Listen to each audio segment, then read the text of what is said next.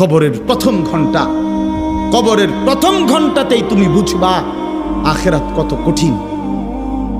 রাসূলুল্লাহ সাল্লাল্লাহু আলাইহি ওয়াসাল্লাম বলেন, কবরে যেই নাফরমান প্রশ্নের জবাব দিতে পারবে না, তিনটি প্রশ্নের, তো আল্লাহ তাআলা বলবেন কাযাবা আবদি, ফেরেশতা আমার এই নাফরমান বান্দা মিথ্যা বলেছে। ফাআফরিশুহু মিনান নার ওয়ালবাসুহু মিনান নার, আমার নাফরমান বান্দার কবরে জাহান্নামের বিছানা বিছায় দাও, ওরে জাহান্নামের পোশাক দিয়ে আবৃত করে দাও। ওয়াফতাহু লাহু বাবান ইলান নার, জাহান্নাম বরাবর তার কবর থেকে দরজা খুলে দাও, কবর খুলে দাও।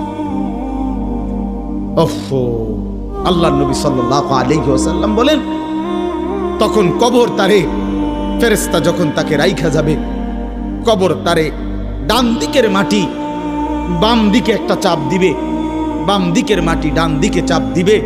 আল্লাহর কসম, নবী বলছে হাত্তা তাখতালিফা আদলাহু, ডান পাশের হাড্ডি এবং এই পাজরের হাড্ডিগুলো করখর করে ভাঙ্গা বাম দিকে চলে যাবে, বাম দিকের গুলো ডান দিকে চলে যাবে।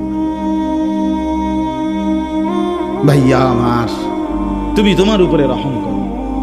বাপ আমার, আপনাদেরকে বলি, হারামের টাকা উপার্জন কইরা, সুদের টাকা, কিস্তির টাকা, ঘুষের টাকা, ওজনে কম দেওয়া টাকা, হারাম ব্যবসার টাকা, বাটপারি সিটারির টাকা দিয়া বংশ, ফ্যামিলি, স্ত্রী, সন্তানের জন্য রাইখা যাইয়েন না।